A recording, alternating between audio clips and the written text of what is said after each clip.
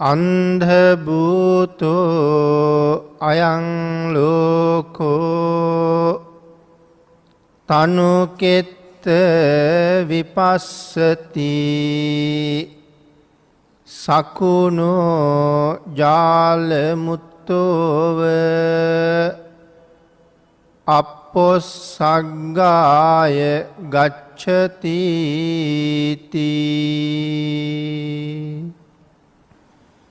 පින්නතුනි, අද ධර්ම දේශනාවේ මාතෘකාව හැටියට යොදාගත් ගාථා රත්නය මුලින් සිහිපත් කරන්නට යෙදුණා. ධම්මපද පාළියේ ලෝක වර්ගයට අයිති වන 13 වෙනි ගාථාව තමයි මේ ධර්ම මාතෘකාව හැටියට යොදාගත්තේ. අපේ බුදුරජාණන් වහන්සේ අලව් නුවර වැඩ වාසය කරන කාලේ අග්ගාලව කියන විහාරයේදී තමයි මේ ගාථා රත්නය දේශනා කොට වදාළේ. ප්‍රඥාව නැති ලෝවැස්සා මසස ඇතත් අන්ධයි කියන බව මේ ගාථාවෙන් මනාව තහවුරු කරලා දේශනා කළා. ඒ වගේම මරණානුස්මති භාවනාවේ ආනිසංස, ඒ භාවනාව වැඩීමේ ප්‍රයෝජනය විශේෂයෙන් මේ ගාථාවෙන් නැවත සිහිපත් කරන කාරණාවක්. අපේ බුදුරජාණන් වහන්සේ අලව්නුවර වැඩ ඉන්න කාලේ දායක පිරිසක් බුදුරජාණන් වහන්සේට බොහෝම ශ්‍රද්ධාවෙන් ආරාධනා කළා මේ අලව්නුවර තියෙන අග්ගාලව කියන විහාරයට භාග්‍යතුන් වහන්සේ වඩින්න කියලා. ඊටාම රමණීය තැනක්. බුදුරජාණන් වහන්සේ අග්ගාලව විහාරයට වැඩියට පස්සේ එහි දායක පිරිස් ඊටාම ශ්‍රද්ධාවෙන් ප්‍රණීත වූ ආහාර පාන ආදියෙන් යුක්තව බුදුරජාණන් වහන්සේ ඇතුළු මහා සංඝයාට දම්පැන් සකස් කරලා පූජා කළා. බුදුරජාණන් වහන්සේ දානේ වළඳලා විවේකීව දන් දුන්න දායක පිරිසට අනුශාසනාවක් කළා. ඒ ධර්මානුශාසනාවේදී මේ මරණ සති භාවනාව වඩන එක කොයිතරම් මහත්ඵලද මහානිසංසදායකද යන බව විශේෂ වශයෙන් විස්තර කරලා භාග්‍යතුන් වහන්සේ දේශනා කළා. එදා බුදුරජාණන් වහන්සේ මේ දේශනාව කරන තැන 16 හැවිරිදි තරුණ දුවක් බණ අහන්න හිටිය කියලා සඳහන් කරනවා. ඇය පේසකාර කුලයක ඉපදිච්ච කෙනෙක්. ධර්ම දේශනාව අවසානයේ බොහෝ දෙනා මරණ සතිය වඩන්න තීරණය කළා. ඒ පිළිබඳව කැමැත්තක් ඇති කරගත්තා. මේ 16 හැවිරිදි තරුණ දුවත් ඒ අදහසම ඇති කරගත්තා. බුදුරජාණන් වහන්සේගේ දේශනාව කොයිතරම් අපූරුද, භාග්‍යතුන් වහන්සේ දේශනා කරපු විදිහට කටයුතු කරන්න පුළුවන් නම් ඒ තැනැත්තා මොන තරම්නම් යහපතක් කරගන්නවද. ඒ නිසා මේ මරණ සති භාවනාව මමත් ජීවිතය හොඳට පුරුදු කරන්න ඕන කියලා තීරණය කළා. 3 අවුරුද්දක් තිස්සේ ඇය හොඳට මරණ සතිය වැඩුවා. ඇයට ඒ භාවනාව හොඳට ප්‍රත්‍යක්ෂ වුණා, ප්‍රගුණ වුණා. වසර 3ක් විතර දැන් ගත වෙලා අපේ බුදුරජාණන් වහන්සේ එක දවසක් මහා කරුණා සමාපත්තියෙන් ලෝක ධාතුව බලා වදාරන වෙලාවේ මීට අවුරුදු 3කට විතර කලින් අග්ගාලුව විහාරයේදී මරණ සති භාවනාව පිළිබඳව කළ දේශනාව ශ්‍රවණය කළ මේ තරුණ දිව භාග්‍යතුන් වහන්සේට දකින්න ලැබුණා. මනා ශ්‍රද්ධාවෙන් ඊටාම උවමනාවෙන් ඇය මේ භාවනාව ප්‍රගුණ කරපු බව භාග්‍යතුන් වහන්සේ දන්නවා. මේ වෙනකොට ප්‍රඥාව බොහෝම මෝරලයි තිබුණේ. නමුත් අද දවසේ ඇගේ ජීවිතයේ අවසානයේ සිදුවෙන බවත් භාග්‍යතුන් වහන්සේ දන්නවා. ප්‍රඥාව හොඳට මෝරලත් තියෙන නිසා භාග්‍යතුන් වහන්සේගෙන් පිහිටක් ලැබුණොත් ඒ මරණයට කලින් ඇය සෝවාන් වෙන බවත් භාග්‍යතුන් වහන්සේ දන්නවා. ඒ අති උතුම් තැනට ඇය ළඟා කරවන්න පුළුවන් නම් ඇය තමන්ගේ සංසාරයට බොහෝම උතුම් යහපතක් සාධාරණයක් ඉෂ්ට කරගන්නව බව බුදුරජාණන් වහන්සේ දන්න නිසා ඇයටම අනුකම්පා කරලා නැවත වතාවක් බුදුරජාණන් වහන්සේ අග්ගාලෝ විහාරයට වැඩිය. ප්‍රදේශයේ සැදැහැවතුන් භාග්‍යතුන් වහන්සේ වැඩපු බව දැනගෙන දම් පැන් සකස් කළා. බුදුරජාණන් වහන්සේ අග්ගාලුව විහාරයට වැඩපු බව නැවත ඒ ප්‍රදේශය පුරාම ඒ ආරංචිය පැතිරිලා ගියා. පේසකාර දුවටත් ඒ ආරංචිය ලැබුණා. ඇය එදා දවසේ කටයුතු ඉක්මනට ඉවර කරලා බණ අහන්න යන්න ඕනේ කියලා තීරණය කළා. එහෙම කටයුතු කරලා වැඩ නිමා කරලා බණ අහන්න යන්න සූදානම් වෙනකොට ඇගේ තාත්තා කතා කරලා කියනවා දුවේ මට කපු නූල් ටිකක් හදලා ගෙනත් දෙන්න කියලා. තාත්තගේ වචනේ අහක දාන්නත් බෑ. මට බණ අහන්න යන්න තියෙනවා අද ඒ වැඩේ කරන්න බෑ කියලා කිව්වොත් තාත්තට කේන්ති ගිහිල්ලා ඒ පිළිබඳව වචනයක් කියවුනොත් ධර්මයට නිග්‍රහ කිරීමක් වෙයි. එහෙම වුණොත් තාත්තට බොහෝම පව් පිරෙයි. ඒ පවෙන් තාත්තා බේරගන්නත් ඕනේ. බණ අහන්න යන්නත් ඕනේ. නමුත් ඇය බොහෝම කාර්යශූර නිසා ඊතා ඉක්මනින් තාත්තගේ වුවමනාවත් සම්පූර්ණ කළා. සම්පූර්ණ කරලා ඇය බණ අහන්න යන්න පිටත් වුණා. දැන් අද දවසේ බුදුරජාණන් වහන්සේගේ අරමුණ තමයි විශේෂයෙන් ඇය අරමුණු කරලා ධර්ම දේශනාව කරන එක. ඒක නිසා විශාල වශයෙන් අග්ගාලව විහාරයට පිරිස් රැස් වෙලා හිටියට බුදුරජාණන් වහන්සේ තාම ධර්ම දේශනාව පටන් අරගෙන නැහැ.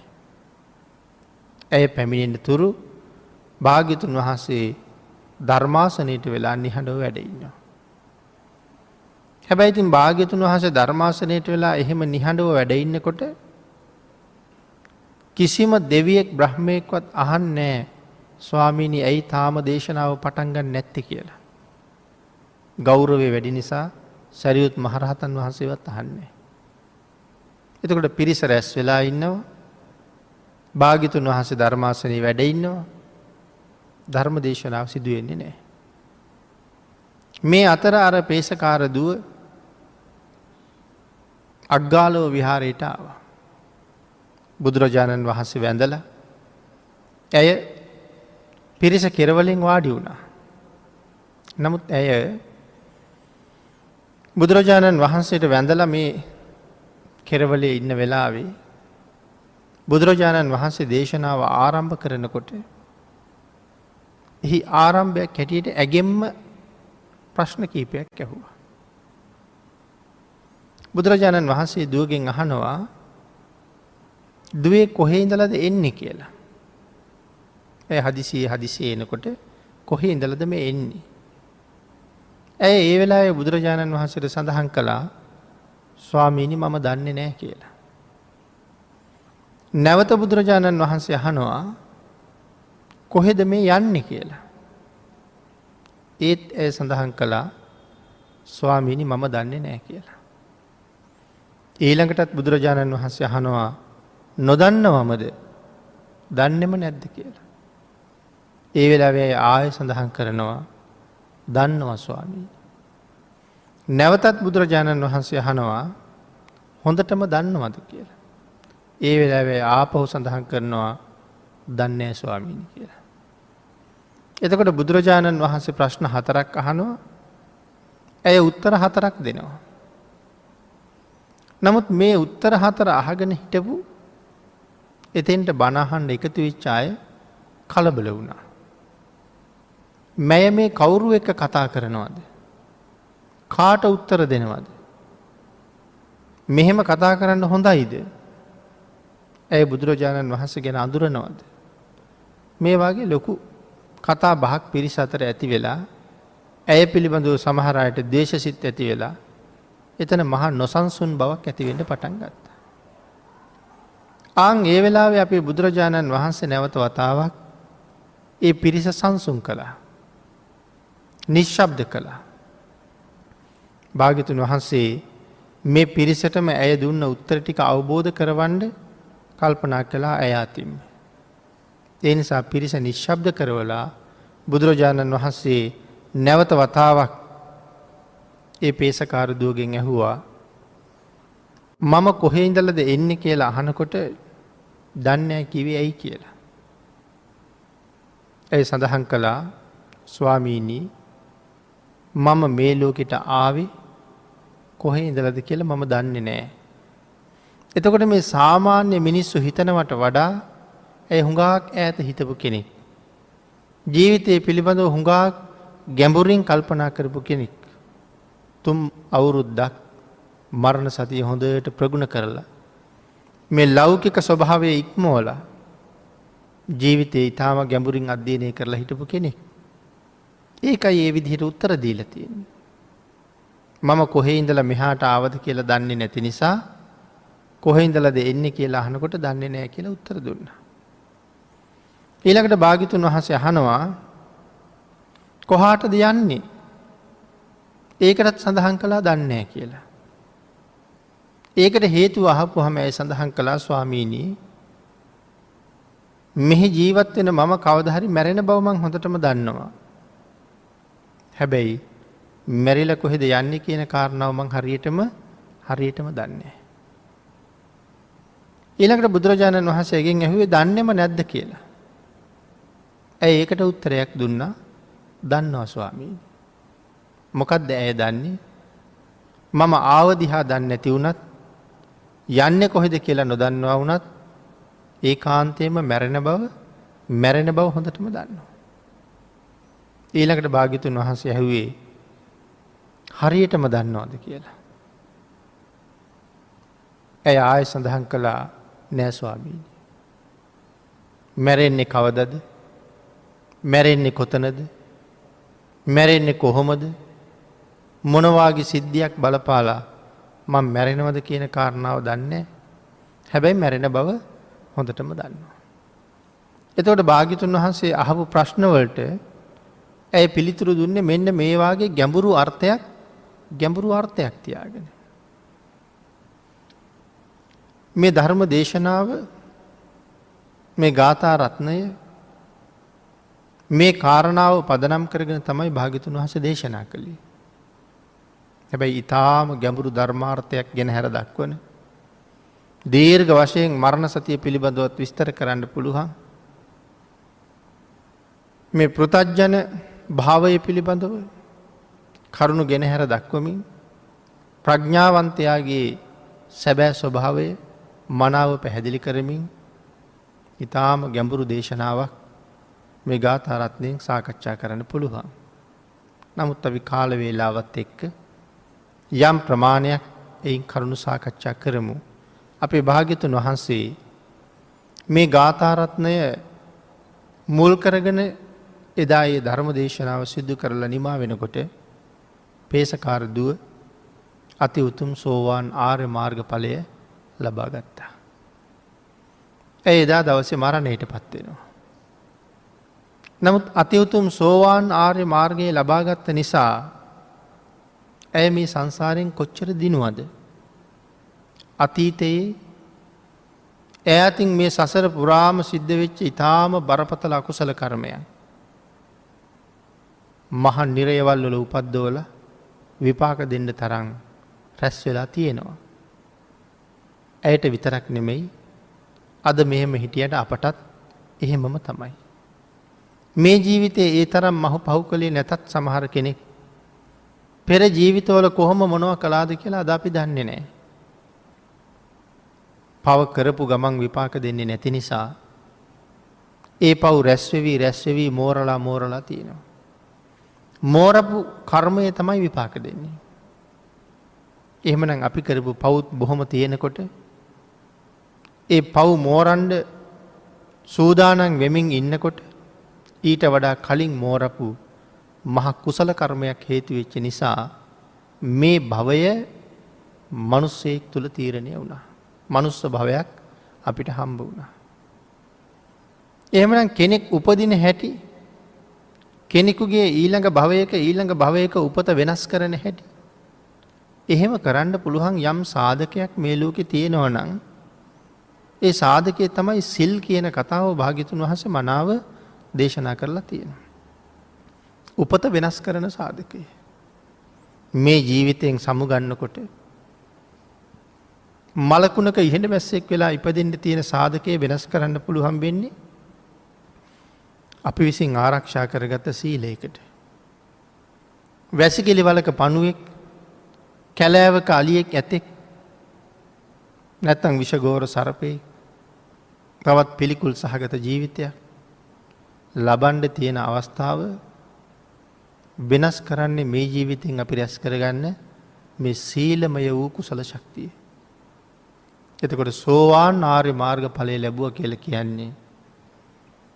අනාදිමත් කාලයක් සංසාරය රැස් කරපු අකුසල් විපාක නොදී මෝරමෝර තිබිච්ච දේවල් මේවාගේ පහත් තැන්වලට අපි අරගෙන යන්ඩ සූදානමින් ඉන්නකොට ඒ අකුසල්ලෝට විපාක දෙන්න ඉඩක් නොදී එහෙම්මම අහෝසි කරලා දාන එක තමයි සෝවාන් වෙනවා කියල කියන්නේ. ඔන්න අකුසල් අහෝසි වෙන තැන. මෙතෙන්ට එනතාකල් අහෝසි කර්ම කියල ජාතියක් ගැන අපිට පහසුවෙන් කතා කරන්න බෑ. සෝවාන් වනානං මෙත් එතෙක් සතර අපායේ විඳින්ට මෝරපු අකුසල් අහෝසි වෙලා යනවා. සතර අපායට යන්නේ. හැබැයිතින් ආත්ම 7ක් විතර මනුස්සලෝකෙ දිවියලෝකෙ උපදිනවා. ආං ඔය කාලවල මේ ජීවිතවල විපාක දෙන්න තියෙන අකුසල කර්ම ඒත් ඉතිරි වෙනවා. සමහරලාට මේ ජීවිතයක ඉන්නවා. කොන්ද කැඩිලා මැරෙන්ඩ තිබුණොත් කොන්ද කැඩිලා මාස ගානක් ඔත්පොලව ඉන්න තිබුණොත් එහෙම කරුමයක් තිබුණොත් ඒ කරුම විපාක දෙනවා. එහෙම නැත්තම් මොනවට හරි යට වෙලා මැරෙන්ඩ තැලිලා මැරෙන්ඩ ගිනි අරගෙන මැරෙන්ඩ එහෙම අවස්ථාවල් එළඹිලා තිබුණොත් ඒවා විපාක දෙනවා. සතර අපායට පමුණුවන එක තමයි නවත්තලා තියෙන්නේ. නමුත් ඉතින් ඒක මොන තරම් ලාභයක්ද කියන කාරණාව අපිට මේ ලෝකෙ විස්තර කරන්න වචන නැහැ. සතර අපායෙන් නිදහස් කෙරුවා කියන එක. පේසකාර දුව ඒ අති උතුම් තැනටපත් වුණා. අපේ භාග්‍යතුන් වහන්සේ එදා මේ ගාථා රත්නයෙන් දේශනා කළා අන්ධ භූතෝ අයං ලෝකේ තනුකේත විපස්සති.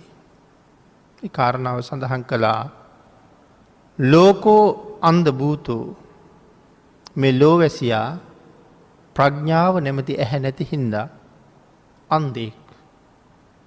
ලෝකය බලන්න පුළුවන් මසැස තියෙනවා. නමුත් ප්‍රඥාව කියන ඇහැ නෑ. මේ ලෝකෙ උපදිනකොටම අපිට ලෝකෙ බලන්න තියෙන මසැස නැතිවුණොත් අපි ඒ අයට කියනවා අන්ධෙක් කියලා. තනියම මග යන්න බැස්සොත් ඇස්පේන් නැති නිසා ඔහු පාරෙත් යනවා කැලෙත් යනවා. මග නොමග දෙකේම යනවා. මේ ඇස් දෙක තිබුණත් ප්‍රඥාව නැමති ඇස් දෙක නැත්තං ඒත් අපි මග නොමග දෙකේම යනවා. මෙතන ධර්මයේ අන්ධයා කියල කීවේ මසස නැති නිසා නෙමෙයි ප්‍රඥාව නැති නිසා. ආං ඒ හින්දා සත්පුරුෂයෝ තෝර බේරගෙන ආශ්‍රය නොකළ නිසා. අපි විටක පින්කනුත් කරනවා තව විටික අකුසලුත් රැස් කරනවා. ප්‍රඥාව නෑ. මේ පින්කංවල විපාකයත් මේකයි කියලා දන්නවා. නමුත් අකුසල්වල විපාක තවත් බොහෝසේ දරුණු විදිහට විපාක දෙනවා කියල කල්පනා කරන්න නැති නිසා ටිකක්නෙ කියලා හිතනවා එකක්නෙ කියලා හිතනවා අද විතරණ කියලා හිතනවා එහෙම හිතා අකුසල් කරන්න යෙදෙන අවස්ථාත් බොහොම යොදාගන්නවා. එතකොට එයා මේ ඇස් දෙක පෙනුනත් ප්‍රඥාව නැමති ඇස් නැති නිසා මග නොමග දෙකේම එයත් යනවා. ඒකයි මෙතන සඳහන් කරන්නේ අන්ධ භූතෝ අයං ලෝකී. මේ ලෝකෙ ඉපදිලා ඉන්න අය ප්‍රඥාව නැත්තං අන්ධයෝ හා සමානයි. තනුකේත විපස්සති. ඒ කාරණාව මෙතන පැහැදිලි කරනවා ලෝකෙ ජීවත්වෙන සුවිශේෂී සුවිශාල ජනගහනයකින් ඉතා ස්වල්ප පිරිසක් විතරක් ඒකින් එතර යනවා.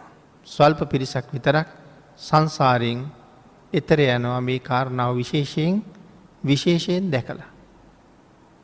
මේ කාරණාව විශේෂයෙන් දැකලා කියල කිව්වි.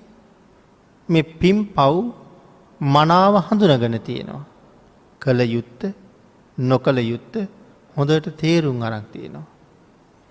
නොකළ යුතු දේවල් එහෙම නැත්නම් බුදුරජාණන් වහන්සේ විසින් ප්‍රතික්ෂේප කරපු දේවල් යම් කෙනෙක් සිදු කරනවා නම් ඔහුගේ ශ්‍රද්ධාවේ ප්‍රමාණය මොකක්ද කියලා අපහු හිතන්න වෙනවා. මොකද ඔහු භාග්‍යතුන් වහන්සේට පිටුපාලා ඉන්නේ. ඒ ශ්‍රද්ධාව මදි නිසා. පන්සිල් නිතර ආරක්ෂා කරන දේශනා කරපු සිල්. විශේෂ අවස්ථාවල අටසිල් නවාංග උපෝසතය දසසිල් තවත් වීර්යවන්තයන්ට ආජීවාෂ්ටමක සිල් ආදී වශයෙන් විවිධ සීලේ ප්‍රභේද බුදුරජාණන් වහන්සේ පැහැදිලි කරලා තියෙනවා. මේ පංචසීලයේ දේශනා කළේ නිරන්තරයෙන් අපිට ආරක්ෂා කරගන්න. ශ්‍රද්ධාව තියෙන කෙනෙක් කවදාවත් පන්සිල් උල්ලංඝනය කරන්නේ. ඇයි බුදුරජාණන් වහන්සේ එපා කියලයි තියෙන්නේ. ශ්‍රද්ධාව නැතිනම් යම් අවස්ථාවක බේරෙන්ඩම බැරි වුණොත් මේ මොහොතේ බොරුවක් කියල බේරෙනවා. තමන්ට ලොකු ලාභයක් ලැබෙයි කියලා හිතෙනවා මේ බොරු ටික ගොනු කරලා කීවොත්. ආන්ගේ ලාභය ලැබෙයි කියලා හිතාගෙන එතෙන්ට බොරු වැලක් කියන්න සිද්ධ වෙනවා. සමහර විට ඔහුම දන්නවා මම මේ කරන්නේ වරදක්. මම උත්සාහ කරනවා පොරොන්දු වෙලා ඉන්නවා සමාජයට පෙන්නනවා මම මෙහෙමයි කියලා. ඒ වුණාට හැන්දෑවි හරි ආපහු සිල් ගන්නවා. නමුත් මේ ලාභය ලැබුණහම යටත් පිරිසෙන් මට තව ලොකු පින්කම් ටිකක්වත් කරගන්න පුළුවන් වෙයිනේ කියලා එහෙම හරි අදහසක් එනවා. හැබැයි ඒ පින්කම් කරන්න අදහසක් ආවට අපේ තණ්හාවේ ප්‍රමාණය එක්ක ඔය කියන තරම් ඒ දේවල් පින්කම් වලට යෙදෙන එකක් නැහැ. හැබැයි පින්කම් කළත් කරපු අකුසල් වල විපාක අඩු වෙන්නේත් නැහැ. මේ පින්කමට වඩා ඒ අකුසලයේ එතකොට හරි බලවත් වෙනවා. ඒ නිසා මේ ඉදිරියේ කරන්න තියෙන පින්කමක් වෙනුවෙන් බොරු කියනවට වඩා බොරු නොකිය ආරක්ෂා වෙන එක ඊට වඩා ලොකු පින්කමක්. ඒක ඒ වෙලාවෙම ඒ මොහොතේම එතනම කරගන්න තියෙන පින්කමක්. අර ලාභය ලැබිලා හෙට අනිද්දාට පින්කම් කරන්න කවුද දන්නේ ජීවත් වෙයිද කියලා. ආන් ඒ හින්දා ප්‍රඥාව පාවිච්චි කරලා ඒ අකුසල් රැස් වෙන්න තියෙන අවස්ථාවල් වලින් මග ඇර ගන්නම හැම වෙලාවෙම බලන්න ඕනේ. මේ කරුණ හොඳට අවබෝධ කරගෙන බුදුරජාණන් වහන්සේට කීකරු වෙලා පන්සිල් ආරක්ෂා කරගෙන හැකි හැම අවස්ථාවකම විශේෂිත සිල් රැකගෙන භාවනාදී කටයුතු දියුණු කරගෙන දානමානාදී කටයුතු සම්පූර්ණ කරගෙන මේ ලෝකයේ සුගතියක් හොයාගෙන යන්න කටයුතු කරන අය ඊටාම දුර්ලභයි කියන කාරණාවයි මේ කියන්නේ. විශාල පිරිසක් ඉන්නවා. ඒකෙන් ස්වල්ප දෙනයි සුගතිගාමී වෙන්නේ. සමස්ත ලෝක ජනගහනය පිළිබඳව කල්පනා කරලා බැලුවොත් ඒ පිරිසෙන් වැඩි පිරිසක් අන්‍ය ලබ්ධික බව මිත්‍යා දෘෂ්ටික බව අපේ ධර්මයෙන් අපි හොඳටම දන්නවා.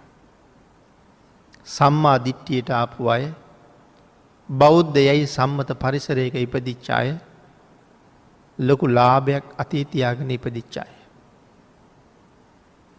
කෙනෙක් ව්‍යාපාරයක් පටන් ගන්න ගියහම එයාට ටිකක් ලාභ ලැබෙන්න සෑහෙන්න කල් යනවා.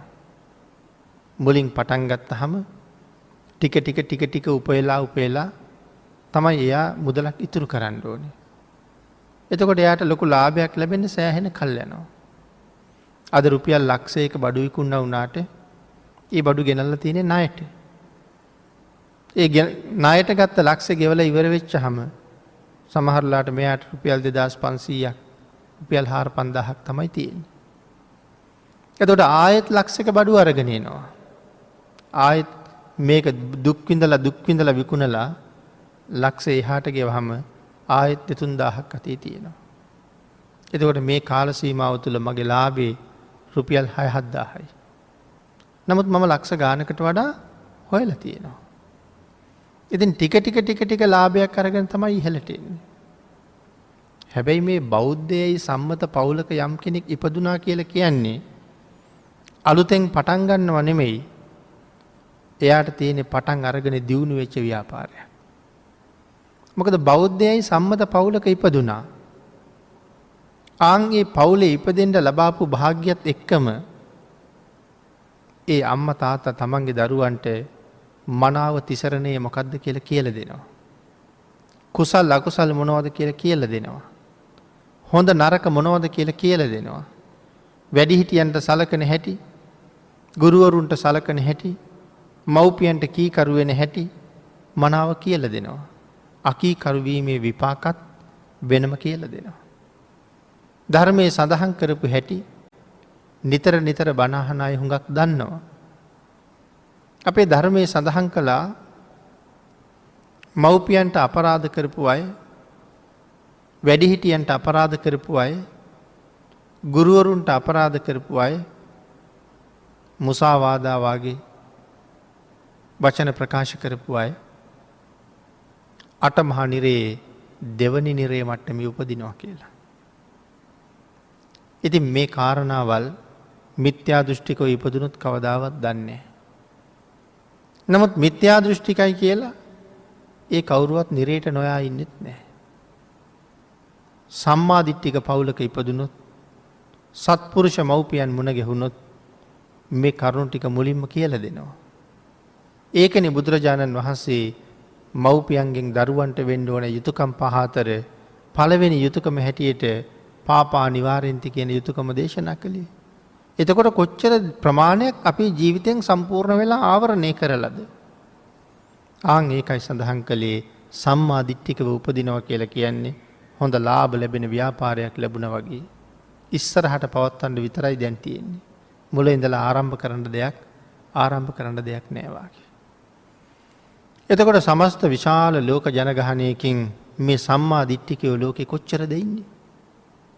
නමුත් බෞද්ධයයි සම්මත පවුලක ඉපදිලත් හරියට මේ කරුණු කාරණා නොදැනගත්ත නිසා සතර අපාය පිළිගන්නේ නැතුව, කර්මය කර්මඵලයේ පිළිගන්නේ නැතුව කටයුතු කරන අය කොච්චර ඉන්නවද?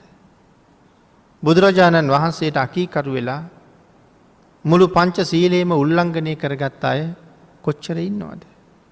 එහෙමනම් මිත්‍යා දෘෂ්ටික පිරිස් සියල්ල මෙතනින් අයින් වෙනකොට සම්මා දිට්ඨිකයයි සම්මත පවුලේ බොහෝ දෙනා ඒ ධර්මයේ පිළිගන්නේ නැතිකොට අපේ සමාජය තුලත් කීයෙන් කී දෙනාද නිවැරදි ශ්‍රද්ධාවක පිහිටලා කර්මයයි කර්මඵලයයි අදහගෙන සතර අපායට බයි කුසල් දහම් වල යෙදෙන අය අපි දකින්නේ. ආන් ඒකයි මෙතන සඳහන් කළේ තනුකේත විපස්සති. ඊ타ම සුළු පිරිසක් ටික දෙනෙක් වෙසසා දකින නිසා පුහුදුන් අය අතරින් ඊතා ටික දෙනයි සතර අපායෙන් ගොඩට යන්නේ. ඊළඟට සඳහන් කළා සකුණෝ ජාලමුත්තෝ. සකුණෝ කියලා කී කුරුල්ලන්ට. සකුණෝ ජාලමුත්තෝ. මෙතන සඳහන් කරනවා දැලින් මිදුන වටුවෙකුමින් කුරුළු වැද්දෙක් කුරුල්ලෝ අල්ලන්න දැලක් දාලා. මේ දැලට බොහෝ කුරුල්ලෝ මැදි වෙලා බොහොම කලාතුරකින් කෙනෙක් ඒ දැලින් මිදෙනවා. හැබැයි මිදිච්ච කුරුල්ලා ආයෙ කවදාවත් දැල පැත්ත පළාතෙවත් එන්නේ නැහැ. දැල් එළෙන ප්‍රදේශයෙන් පවා යන්න යනවා. මේ සඳහා කරුණු කාරණා පිළිතුරු පැහැදිලි කරනකොට අපේ ධර්මයේ තුල බොහෝම අපූර්වට විස්තර කරපු තැන් තියෙනවා. අපේ බෝසතාණන් වහන්සේ එක අවස්ථාවක මෝ 1000ක් දෙනාගේ නායකයා වෙලා මුව පවුලේ උපදිනවා. දැන් මේ මුව රජ්ජුරුවන්ට කාලයක් යනකොට වයස යනවා. මුව රජ්ජුරුවන්ට හිටියා පුත්තු දෙන්නේ. රජ්ජුරුව ඊට පස්සේ මේ මුව පිරිස 1000ක් දෙනා පුත්තු දෙන්නට කොටස් කරලා බෙදලා දුන්නා. ඔබ දෙපළ දැන් මේ මුව ගණයා පරිහරණය කරන්න. මිනිස්සු කුඹුරු වගා කරලා ගොයන් පැහෙන කාලේ එනකොට කුඹුරු වවන කාලේ එනකොට මුවන්ට මිනිස්සුන්ගෙන් හරියට කරදර වෙනවා. මොකද කුඹුරු රැකගන්න මිනිස්සු නොයෙක් උපක්‍රම යොදනවා. අවට වනාන්තරවල නමුත් මුවෝ ඉන්නවනම් මිනිස්සු ගිහිල්ලා මුව මරලා දානවා. ඒ කුඹුරට හානි කරයි කියලා. ගොයන් කයි කියලා. ආන් ඒ නිසා මුව රජ්ජුරුව අපේ බෝසතාණන් වහන්සේ මුව ගණයා බාර දීලා ඉන්න පුතාලා දෙන්න කැඳවලා කියනවා පුතේ මේ කාලය මුව පිරිසට ගොඩාක් අයහපත් කාලයක්. පිරිස අරගෙන වනාන්තරයට යන්න. හුඟාක් ඈත වනාන්තරයේ කඳු පාමුල ජීවත් වෙන්න. නැවත මිනිස්සු කුඹුරු වස්පස් කරාම ආයේ මේ පැත්තට එන්න. මම එන්නේ නැහැ. වයසක මම ඈත මෑත යන්නේ. නමුත් මුව ගණයා අරගෙන යන්න කියලා. මේ මිනිස්සුන්ගෙන් උවදුරු එන නිසා බලපෑම් කරදර වලට මූණ පාණ්ඩ සිද්ධ වෙන නිසා ඈත් කරලා තිබ්බා. අර වටුවගේ දැලට මැදි වෙලා මරණ බයේ ගෙහි ඉඳලා කොහොම හරි එතනින් පැනගත්තොත් ආයෙනම් කවදාවත් දැලට තබා දැල් දාන පළාතකටවත් එන්නේ නැතුව මේ වටුව බේරිලා යනවා. සකුණෝ ජාලමුත්තු. පින්නතුනි මේ අපේ මනුස්ස ලෝකේ දැලක් දාලා තියෙනවා තවත් වැද්දෙක් අපි අල්ලන්න. ඒ තමයි මේ මාරයා කියන පුද්ගලයා. පංචකාම කියන දැල තමා දාලා තියෙන්නේ. දැන් මේ කාරණාව හරියට තේරුම් ගත්තේ නැති නිසා අපි මේ දැලට කොටු වුණා විතරක් නෙමෙයි හොඳටම මේ දැලේ පැටලුණා. ඒ හින්දා ඇති වුණ දවසක් නැහැ. වැඩපොළ රාජකාරී වල කවදාවත් ඉවරයක් නැහැ. පින්කම් කරන්න, පින්කම් වල යෙදෙන්න, පින්කම් වලට සම්බන්ධ වෙන්න ඕන තරම් අවස්ථාවල් තියෙනවා. ඒ අයටත් අවශ්‍යතාවක් තියෙනවා. නමුත් කතා කරාම කියන්නේ මේ වැඩ ආසේ කොහෙද ඌට යෙදෙන්න කාලයක් කියලා. දැන් එතකොට ඒ කියන්නේ මේ පංචකාම කියන දැලේ හිර වෙලා මේකේ පැටලිලා ඉවරයක් නැහැ. තව බොහෝ දේවල් එකතු කරන්න රැස් කරන්න තමයි කල්පනාව. ඒ දේවල් එකතු කරලා රැස් කරලා කී කාලයක් ඒත් එක ජීවත් වෙන්නද කියන කාරණාව ඒ ඇයට වැටහෙන්නේ නැහැ. එහෙම එකතු කරමින් රැස් කරමින් ඉන්නකොට දන්නේම නැතුව ලෙඩ වෙනවා. දන්නේම නැතුව මරණය ලං වෙනවා. එකතු කරපුවා රැස් කරපුවා ඒ තැන්වල ලෝකයට හැමම ඉතුරු වෙනවා. කුසල් දහම් රැස් කරගත්තේ නැති හින්දා මගවිය දන් වලින් ඊටාම දුර්වල පුද්ගලයෙක් හැටියට මට මේ ලෝකෙන් සමුගන්න සිද්ධ වෙනවා. මගවිය දන් නැති නිසා බොහොම දුක් තමයි විඳින්න සිද්ධ වෙන්නේ. එතකොට මේ වටුවා අර දැලෙන් බේරිලා එන්නේ වගේ බුදුරජාණන් වහන්සේලා වගේ සත්පුරුෂ උත්තමයන් වහන්සේලා සසර පිළිබඳව මනාව පැහැදිලි කරලා ධර්ම දේශනා කරාම සංසාරේ බොහොම පින් කරගත්ත තුනුරුවන්ට ගරු කරන සත්පුරුෂ ශ්‍රද්ධාවන්තයෝ ආන්ගේ ධර්ම කාරණාව මත හැසිරෙනවා. ඒ ධර්ම කාරණාව මත හැසිරිච්ච අය සතර අපායට හැම වෙලාවෙම පිටුපානවා.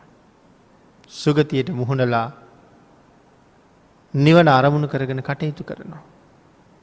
අර දැලින් මිදිච්ච කෙනා ආයෙ දැලට එන්නේ වගේ මේ පංචකාම ලෝකේ තියෙන භයානක බව තේරුම් ගත්ත කෙනා පංචකාමයේ ගැටෙන්න යන්නේ. නමුත් මේ ගිහි ජීවිත ගත කරන අපි මේ පංචකාමයට එක්ක ජීවත් වෙනවා. ඒක අපේ ජීවත් වීම සඳහා අපිට යමක් හොයා හම්බ කරගන්න ඕනේ. අපි භාග්‍යතුන් වහන්සේ කවදාවත් ඒ දේවල් තහනම් කරලා නැහැ කොතනවත්. ධනය හම්බ කරන හැටි බුදුරජාණන් වහන්සේ තරම් පැහැදිලි කරපු ධනය හම්බ කරන ක්‍රම, ධනය ආරක්ෂා කරගන්න ක්‍රම බුදුරජාණන් වහන්සේ තරම් දේශනා කරපු තව ශාස්තෘවරයෙක් මේ ලෝකෙ නැහැ. රැස් කරන ධනය ඉතුරු කරගෙන ධනවත් වෙමින් බොහෝ පින්කම් කරගනිමින් සසරට කුසල් එකතු කරගන්න හැටි අපිට දේශනා කරපු මෙවන් ආර්ථික විශේෂඥයෙක් මේ ලෝකෙ තව නැහැ. භාග්‍යතුන් වහන්සේ ඒ කරුණු එකක්වත් තහනම් කරලා නැහැ. නමුත් මනාව කරුණු දැක්වුවා මේ කාරණාවල් මනාව තේරුම් අරගෙන අපි කොයි විදිහට කටයුතු කළ යුතුද? මනාව පන්සිල් ආරක්ෂා කරගෙන සීලයෙන් පෝෂණය වෙන්න ගිහි අයට නිත්‍ය සීලයක් භාග්‍යතුන් වහන්සේ දේශනා කළා. මේ සීමාවෙන් පිටපයින් එපා. මොන වැඩේ කළත්, මොන රස්සාව කළත්, මොන ව්‍යාපාර කළත් මේ සීමාව ඉක්මවන්න එපා. ඒ සීමාව ඉක්මවන්නේ නැතුව වෙහෙසෙන ඕනෑම පුද්ගලයෙක් ඊටාම වේගෙන් ධනවත් වෙන්න පටන් ගන්නවා කියන එක බුදුරජාණන් වහන්සේගේ අනුශාසනාව. හැකි හැම වෙලාවකම පොය දවසක වගේ අටසිල් වලින් නවාංග උපෝසතයෙන් දසසිල් වලින් පෝෂණය වෙන්න බුදුරජාණන් වහන්සේ අපිට කරුණු දැක්වුවේ තවත් විශේෂ සීලයක් ආරක්ෂා කරගන්න ඕන නිසා.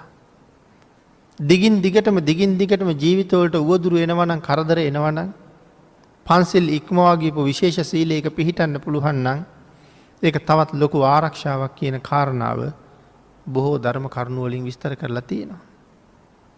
භාග්‍යතුන් වහන්සේගේ ඥාතීන් ශාක්‍ය වංශිකයෝ. ඒ අයට ඒක අවස්ථාවක මිදෙන්න බැරි මහ කරදරයක් ලැබෙනවා. විදුටුබ රජුරුව විසින් සමූල ඝාතනය කෙරෙනවා. දැන් මේ කාරණාව එක දවසින් දෙකෙන් සම්පූර්ණ වෙන එකක් නෙමෙයි. විදුටුබ රජුරුව එක දවසක් යුද්ධයට එනකොට බුදුරජාණන් වහන්සේ මගදී මුණ ගැහෙනවා. බුදුරජාණන් වහන්සේගෙන් කරුණු දැනගෙන විදුටුබ රජුරුව ආපහු යනවා. ආයෙ ගිහිල්ලා රජුරුව හෙට එනව නෙමෙයිනේ. ආයෙ ගිහිල්ලා රජුරුව සෑහෙන කාලෙකින් තමයි එන්නේ. ඒ එනකොටත් බුදුරජාණන් වහන්සේ මුණ ගැහෙනවා. එදත් රජුරුව ආපහු යනවා. ආයෙත් ගිහිල්ලා රජුරුව සෑහෙන කාලෙකින් තමයි ආයෙ යුද්ධෙට එන්නේ. මුලින්ම මෙතෙන්ට යන්න පටන් ගන්න නැත්නම් ශාක්‍යයන් ඝාතනය කරනවා කියලා තීරණය කරලා පළවෙනි ගමන වැළකුණ දවසේ ඉඳලා තමන්ගේ අභිමතාර්ථය සම්පූර්ණ කරගන්න කාලය වෙනකොට වසර ගණනක් මේ අතරතුර ගෙවෙනවා. නමුත් ශාක්‍යයන්ගේ මහා කරුමෙකුත් සංසාරේ තියෙනවා. අපේ බුදුරජාණන් වහන්සේ ආන්ගේ නිසා ශාක්‍යයන්ට විශේෂයෙන් පන්සිල් ඉක්මෝලා අටසිල් මත ජීවිතය පෝෂණය කරගන්න අවවාද කරලා තිබුණා. ඒක තවත් විශේෂ හින්දා. එනම් විශේෂ කරදර ජීවිතවලට එළබෙනකොට ඒව නවත්තන්න බැරි නම් අපිට තියෙන ආපහු සැරයක් සිල්වත් වෙන එක. එදාට මරුණත් කමක් නැහැ. දුගතියක යන්නේ සුගතියක උපදින නිසා. ඒ නිසා මනාව මේ ලෝකයේ තතු තේරුම් අරගත්ත පුජ්‍යලයා සතර අපාය දන්නවා. සතර අපායට යන්නේ කොහොමද කියලා දන්නවා. ඒ වෙනුවෙන් කරන්නේ මොනවද කියලා දන්නවා. මොනව කරන අය සතර අපායට යනවද කියලා දන්නවා. එතකොට ඒකෙන් බේරෙනවා. අපේ බුදුරජාණන් වහන්සේ අපෙන් බලාපොරොත්තු වෙච්ච කාරණා අතර මේ වියත්තා කියන කාරණාව හරි වටිනවා. මොකද්ද මේ වියත්තා කියලා කියන්නේ? නොයෙක් කරුණු කාරණා බොහෝ පැතිවලින් විස්තර කරන්න පුළුවන් මේ වචනේ. නිවනට යන මඟ හැම දෙනා ළඟම ප්‍රචලිත වෙන්න ඕනේ. මනාව ඒ පිළිබඳව කරුණු දැනගන්න ඕනේ. යම් කෙනෙකුගෙන් ඇහුවොත් දොස්තර මහත්තයෙක් වෙන්නේ කොහොමද කියලා. දොස්තර මහත්තයෙක් වෙලා නැති කෙනෙකුට කියන්න පුළුවන් මෙන්න මේ විදිහට කටයුතු කරලා මේ විභාග ටික පාස් කරගත්තාම දොස්තර කෙනෙක් වෙන්න පුළුවන්. මේ විදිහට විභාග ටික පාස් කරගත්තාම ඉංජිනේරු මහත්තයෙක් වෙන්න පුළුවන්. දැන් එතකොට මේ ඉංජිනේරුවරයෙක් වෙන හැටිවත් දොස්තර කෙනෙක් වෙන හැටිවත් මේ විස්තර කරන්නේ දොස්තර කෙනෙකුත් නෙමේ ඉංජිනේරුවරයෙකුත් නෙමේ. තමුන් දොස්තර නූනත් තමන් ඉංජිනේරුවෙක් නූනත් ඒ තැනට යන හැටි හොඳට දන්නවා. ඒ කියන්නේ ඒ ක්‍රමය ලෝකෙ හොඳට ප්‍රචලිතයි. රියදුරෙක් වෙච්චි නැති කෙනෙකුට වුණත් නීත්‍යානුකූලව රියදුරෙක් වෙන්නේ මෙහෙමයි කියන කාරණාව කියන්න පුළුවන්. නමුත් එයා රියදුරෙක් නෙමෙයි. ඒ වුණාට නිවනට යන්නේ මෙන්න මෙහෙමයි කියලා හරියට කෙනෙක් දන්නවනම් ආන් ඒක හරි වටිනවා. ලෝකේ නිවනට යන්න කොහොමද කියන එක දන්න අය හුඟක් අඩුයි. අනික හැම දෙයක්ම දන්නවා. නිවනට යන හැටි දන්නවා අඩුයි. ආන් එහෙනම් අර ඉස්කෝලෙකට ගිහිල්ලා නැති කෙනෙක් නමුත් දොස්තර මහත්තයෙක් වෙන හැටි දන්නවා වගේ මේ ලෝකේ ජීවත් වෙන හැම පුජ්‍යලයක්ම නිවන් දකින්න පිළිවෙත දැනගෙන ඉන්න ඕනේ. නිවනට යන්නේ කොහොමද කියලා ඇහුවොත් හරියටම මග කියන්න ඔහු දක්ෂ වෙන්න ඕනේ. වියත්තා කියලා සඳහන් කළේ ඒකයි. එහෙමනම් පින්නතුනි මනුස්ස ලෝකේ ජීවත් වෙනකොට අපි මේ පංචකාමයෙන් අන්ධ වෙලා ජීවත් වෙන අපි කොහොමද පංචකාමයෙන් මිදිලා සතර අපායෙන් මිදිලා සුගතියට යන්න කටයුතු කරගන්නේ කියන කාරණාව අපි හැමෝම දැනගන්න ඕනේ කියන කාරණාවයි මේ සඳහන් කරන්නේ. එහෙමනම් ටික දෙනෙක් තමයි ලෝකය විශේෂයෙන් දකින්නේ. ආන්ගේ ටික දෙනා අතරට එකතු වෙන්න අපිටත් පුළුවන් නම් ඒක බොහොම වටිනවා. අපොස්සග්ගාය ගච්ඡති. ටික දෙනෙක් සුගතියට යති. පස්කම් ගුණ නැමැති දැලට වැසුණු සතුන් අතුරෙන් ටික දෙනෙක් සැපයට යති. පංචකාමයේ නැමැති දැලයට කොටු වෙච්ච පුජ්‍යලයා එහෙම නැත්නම් වටු ඇද්දාගේ දැලට අහු වුණ හැම පුජ්‍යලයකටම දුකසේ මරණයට යන්න සිද්ධ වෙනවා. නමුත් දැලෙන් ගැලවිච්ච අය තව চিරාත් කාලයක් සතුටින් ඉන්නවා. පංචකාමයේ කියන මේ දැලට කොටු වෙච්ච අය කවදා හරි දවසක මරණයට යනකොට ඒ අයට හුඟක් දුකසේම මරු වැළඳ ගන්න සිද්ධ වෙනවා. මොකද මේ ලෝකේ කරගත යුතු කාරණාවල් අපි අතින් අත්‍යවශ්‍ය දේවල් කෙරිලා නැහැ. මුලින් කිව්වා වගේ මග වියදම් හරියට සම්පූර්ණ කරලා නැහැ. නමුත් ඒක හරියටම දැනගත්ත පුජ්‍යලයා මේ ජීවිතයට බොහෝ දේ හරි හම්බ කරනවා වගේ Tamanට තනියම යන්න තියෙන ඊළඟ මගට අවශ්‍ය දේවලුත් හරි හම්බ කරගන්නවා. මරණාසන්න වෙලා එක්තැන් වෙලා රෝගාබාධයන්ට ගොදුරු වෙලා ඉන්න අවස්ථාවේ මෙහෙන් කොයි මොහොතේ පිටත් වෙන්න උනත් ණය නැතුව ගෙනියන්න මුදලක් අතේ තියෙන බව හොඳටම දන්නවා. ආන් ඒ අය සතුටින්ම මෙලවින් පිටත් වෙනවා. එහෙමනම් ගාථා රත්නය සාකච්ඡා කරන්න අපිට තියෙන කාල වේලාව අවසන් වෙලා තියෙන නිසා අපි ධර්ම දේශනාව මෙතනින් නිමා කරමු. මරණ සති භාවනාව වඩාපු තරුණ දුවකට අනුකම්පා කරලා අපේ බුදුරජාණන් වහන්සේ දේශනා කරපු ගාථා රත්නයක් මේ ධර්ම දේශනාව අවසානයේ ඒ 16 හැවිරිදි දුවනියත් ධර්ම ශ්‍රවණය කරපු තව බොහෝ දිනක් ධර්මාවබෝධය කළා මගඵල ලැබුවා. එහෙනම් මේ කරුණ අපි කෙටියෙන් සාකච්ඡා කළා. අපිත් ඒ කරුණ ගැන හිතලා අපිත් ඒ කරුණ ජීවිතයට එකතු කරගෙන පුළුවන් නම් අපේ ජීවිතවලින් සතර අපායෙම මිදෙනවා කියන අරමුණ ඇති කරගෙනම අපි කටයුතු කරමු. එහෙම කටයුතු කරන කෙනෙකුට මේ ජීවිතෙන්ම හරියටම මේ ආර්ය මාර්ගඵලයක් ලබන්න බැරි වුණත් මනාව ධර්මානුකූලව ගත කරන ජීවිත නිසා සුගතිගාමී වෙලා සතර අපායට සදහටම පිටුපාණ්ඩ අවස්ථා 4ක් උදා කරගන්න පුළුවන් බව බුදුරජාණන් වහන්සේ හොඳටම පැහැදිලි කරලා තියෙනවා. එයින් ප්‍රයෝජන අරගෙන භයානක සංසාර දුගතියෙන් අත මිදෙන්න අපි සියලු දෙනාටම ශක්තිය ධෛර්යය භාග්‍ය වාසනාව උදා වේවා කියලා ප්‍රාර්ථනා කරමු.